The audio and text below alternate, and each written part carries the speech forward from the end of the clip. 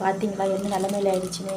நான் சேஃப்டியாக தான் எடுத்து வந்தேன். அப்படி இருந்துமே வந்து பார்த்திங்கன்னா இதுவும் தெரிஞ்சிடுச்சு. ஆக்சுவலாக இந்த ஒரு முட்டை மட்டும்தான் நல்லாயிருக்கு. 2 முட்டை பார்த்திங்கன்னா உடஞ்சிடுச்சு. இப்போ நம்ம ஒரு கிண்ணத்தில் ஊற்றி தான் வந்து முட்டை பொரியல் பண்ண போகிறோம். இப்போ பார்த்திங்கன்னா நல்லா பவுலில் ஊற்றி வச்சு நல்லா பவுலில் ஊற்றி நல்லா இது பண்ணி வச்சு நல்லா இது பண்ணதுக்கப்புறம் இப்போ என்ன பண்ண போனால் வெங்காயம் ஒரு பக்கம் வதக்கி வச்சுருக்கோம். இந்த வெங்காயம்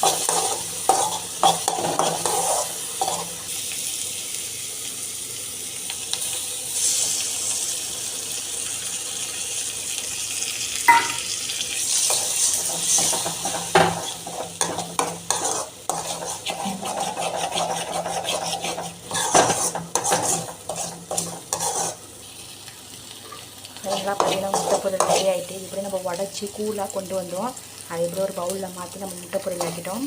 ஓகே ஃப்ரெண்ட்ஸ், இதான் எங்கள் வீட்டில் கீரை சாம்பார் முட்டை பொரியலாம். நீங்களாம் என்னென்னு சொல்லிட்டு கமெண்ட் பண்ணுங்கள். ஓகே, பாய்.